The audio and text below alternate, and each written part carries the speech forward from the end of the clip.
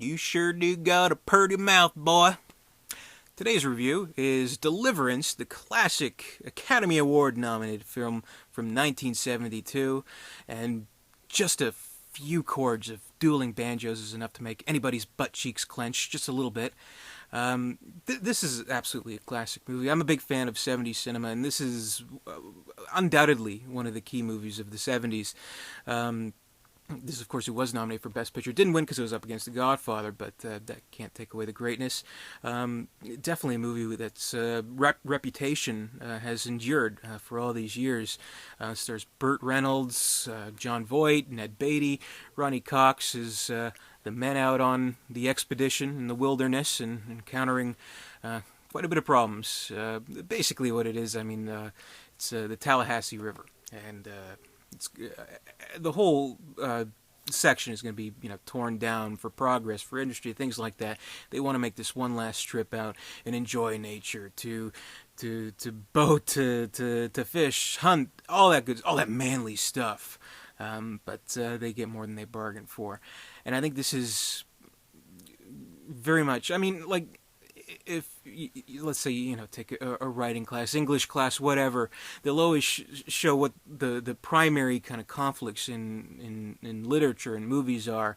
You have man versus nature, man versus man, man versus self, man versus God, and I think this movie has a little bit of all of that. They are, of course, fighting against the conditions.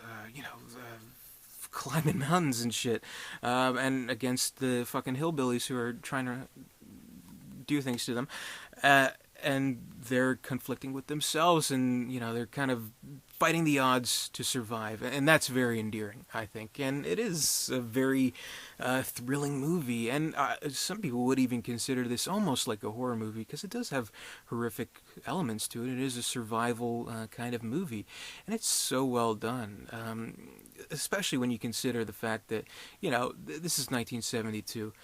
Filmmakers, actors, they're all stupid idiots. They're not going to wait for special effects to come along. They're going to go out there and they're going to do these stunts, in some ways themselves, and other by very talented stunt people. Though I think, there's some rumors going around, or legends started that, oh yeah, we did all our own stunts, or things like that. Maybe by Burt Reynolds specifically.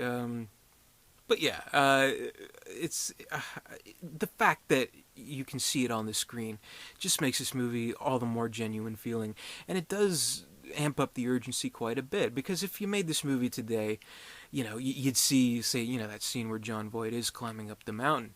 There'd probably be, him on a green screen. There's like padding right underneath him if he falls, no problem. Oh, our special effects CGI artist painted in the woods there, makes it look genuine. Meanwhile, this is the real deal. This movie is the real deal, and that's all you can ask for a man against nature, a man against the elements kind of thriller, which this is. Probably the most memorable scene of the movie is, of course, the rape scene with Ned Beatty, which this movie's if this movie endures for any reason, it'll be because of that, immortal, terrifying scene, because it is terrible.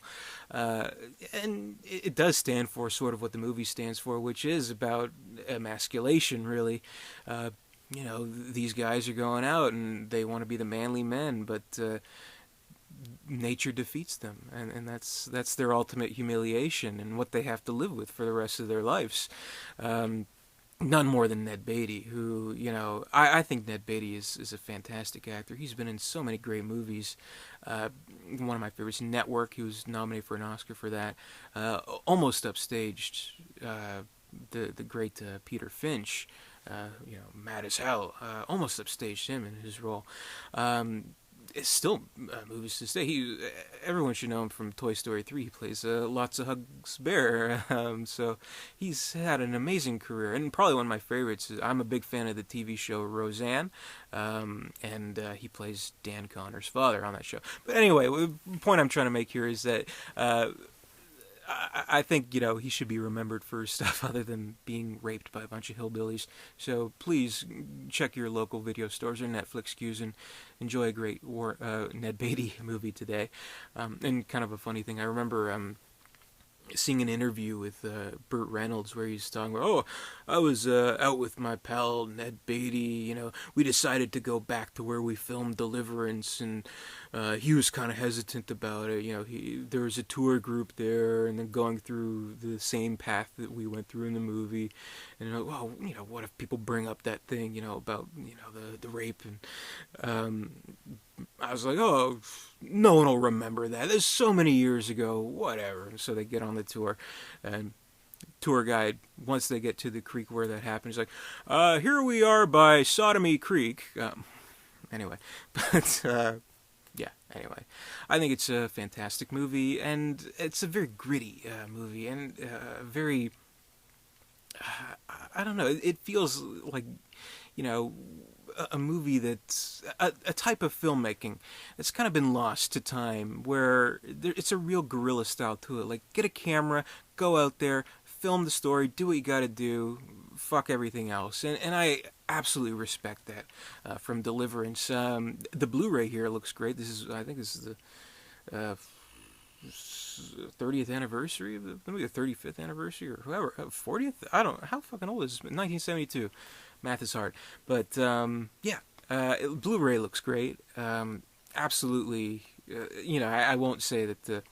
Oh, this looks like it was filmed yesterday or anything like that. It has a lot of grain to it, but grain is good. Grain, makes you know that it actually was filmed on film, not digital, and none of that DNR stuff where they clean up the footage and stuff like that. So that's absolutely respectable.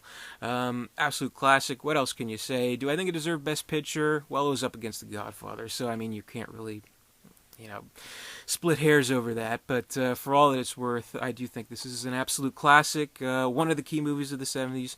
One of John Boorman's best movies, actually, if not his best. One of Burt Reynolds' best movies. One of John Voight's best movies. One of Ned Beatty's best movies. This is an absolute treasure of a movie, I think. So, yeah, if you haven't seen Deliverance, check it out. Plenty more 31 Days of Oscar reviews to come. Keep an eye out for more. In the meantime, subscribe to me if you haven't. Give me a thumbs up. Leave me a comment too. That'd be awesome. But until all that, I'll see you later.